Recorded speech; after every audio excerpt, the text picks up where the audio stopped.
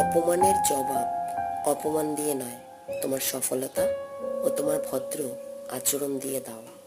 কারণ কাদা ছোড়াছুড়ি করলে সেই কাদা ছিটে এসে তোমার গায়েও লাগবে। এর ফলে তোমার আত্মসম্মান ও ব্যক্তিত্ব বজায় রাখা কঠিন হবে।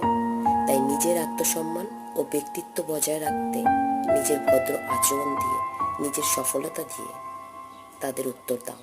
এর ফলে তাদের মুখ বরাবরের জন্য বন্ধ হয়ে যাবে।